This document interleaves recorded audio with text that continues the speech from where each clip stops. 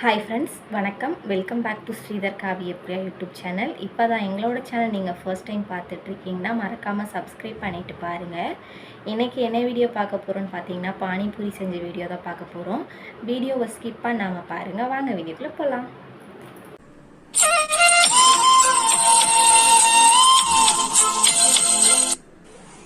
நம்ம வீடியோக்குள்ளே வந்தாச்சு. குக்கரில் பார்த்திங்கன்னா உருளைக்கிழங்கும் பட்டாணியும் வேக வச்சு எடுத்துக்கலாம். இப்போ பார்த்திங்கன்னா இஞ்சியும் பூண்டும் இல்லாதனால இஞ்சி பூண்டு பேஸ்ட் எடுத்திருக்கேன்.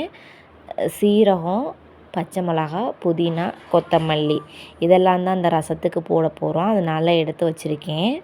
இப்போ பார்த்திங்கன்னா மிக்ஸி ஜார் எடுத்துக்கிட்டேன். இப்போ நம்ம ஏற்கனவே எடுத்து வச்சுருந்த கொத்தமல்லி, புதினா, பச்சை மிளகா, இஞ்சி பூண்டு பேஸ்ட்டு, சீரகம் இதெல்லாம் சேர்த்து அரைச்சி எடுத்துகிட்டு வந்துடலாம். இப்போ பார்த்திங்கன்னா அரைச்சி எடுத்துகிட்டு வந்தாச்சு. இப்போ அதை வந்து ஒரு வடிகட்டியை வச்சு வடிகட்டிக்கலாம்.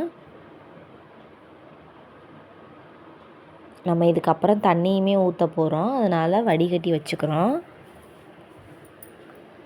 இப்போ பார்த்திங்கன்னா அதை வடிகட்டியாச்சு.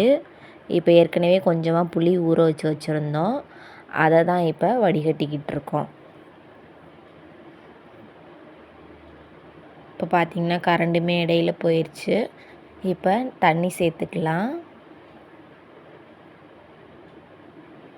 தண்ணி சேர்த்தாச்சு. இப்போ பார்த்திங்கன்னா இதில் வந்து சாட் மசாலா கொஞ்சம் சேர்த்துக்கலாம்.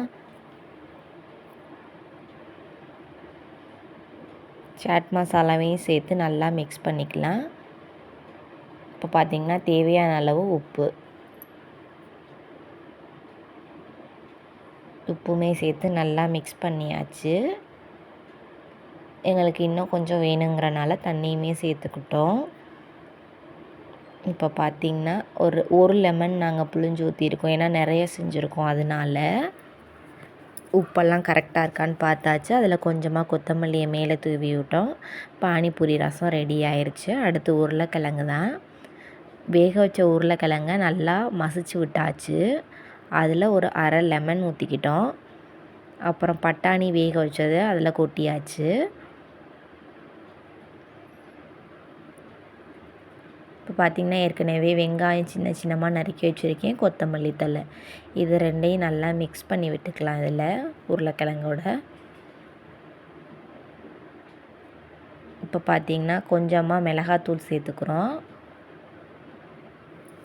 நாங்கள் தாளிக்கெல்லாம் இல்லை, வேக வச்சதோட மிக்ஸ் பண்ணியாச்சு. இது பார்த்திங்கன்னா சாட் மசாலா. பட்டாணியாக இருந்தால் தாளிச்சுக்குவாங்க, ஒரு சிலர் அப்படியே சாப்பிடுவாங்க. இது பார்த்திங்கன்னா தேவையான அளவு உப்பு போட்டுக்கிட்டோம். நல்லா மிக்ஸ் பண்ணி விட்டுக்கலாம். பார்த்திங்கன்னா ஓரளவுக்கு ரெடி ஆயிடுச்சு. அதில் வந்து மிளகுத்தூள் போட்டு வச்சிட்டோம். இதுவுமே ரெடி ஆயிடுச்சு.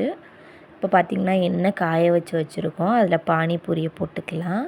பானிபூரி பார்த்திங்கன்னா கடையில் தான் பாக்கெட் வாங்கியிருந்தோம், அதை தான் இப்போ பொரிச்சுக்கிட்டு இருக்காங்க. மச்சான் தான் பொரிச்சாங்க, நான் வீடியோ எடுத்துகிட்டு இருந்தேன். அப்புறம் நான் பொரிச்சேன், அவங்க எடுத்துகிட்டு இருந்தாங்க. ஃபைனலாக பார்த்திங்கன்னா பானிபூரியுமே ரெடி ஆயிடுச்சு. இப்போ பார்த்திங்கன்னா நான் தான் அதுக்குள்ளே உருளைக்கிழங்கு பட்டாணி எல்லாம் வச்சு அந்த ரசத்தை ஊற்றி நான் டேஸ்ட் பண்ணேன். இதுக்கு முன்னாடியுமே எல்லோரும் சாப்பிட்டுட்டாங்க வீட்டில். இந்த வீடியோ அவ்வளோதான் முடிஞ்சிருச்சு. அடுத்த ஒரு வீடியோவில் பார்க்கலாம். தேங்க்ஸ் ஃபார் வாட்சிங்.